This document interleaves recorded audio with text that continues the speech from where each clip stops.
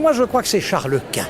Il ne faut pas oublier que Charles Quint est né à Gand. Par conséquent, il est né sur le sol flamand. Maintenant, son histoire dépasse largement l'histoire de la Flandre et aussi des anciens Pays-Bas, ou si vous voulez, de la Belgique actuelle.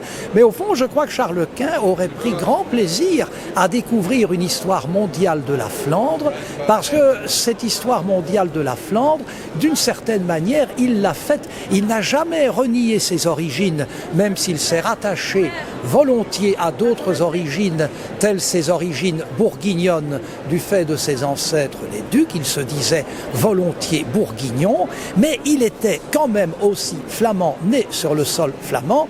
Mais quelle destinée, au point que l'on en oublierait qu'il est né en Flandre.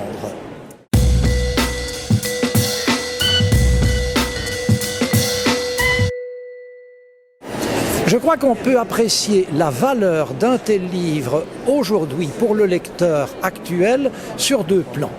Un premier plan, je dirais, en tant que tel. Cette approche de l'histoire de Flandre dite mondiale, histoire mondiale, ou comme j'aime le dire, histoire des mondes de la Flandre, permet de mettre la Flandre véritablement en connexion avec des entités, des territoires plus vastes, à commencer par la Belgique, et puis l'Europe, et puis le monde. Ça, c'est un premier aspect.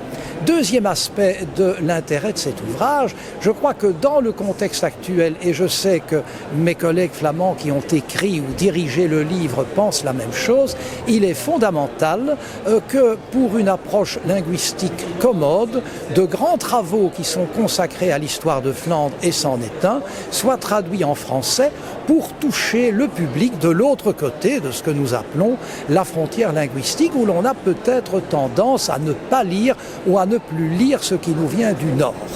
À cet égard, je crois qu'il s'agit ici d'une traduction fondamentalement utile et qui présente en plus une vision très dynamique et très constructive de l'histoire de la région Flandre.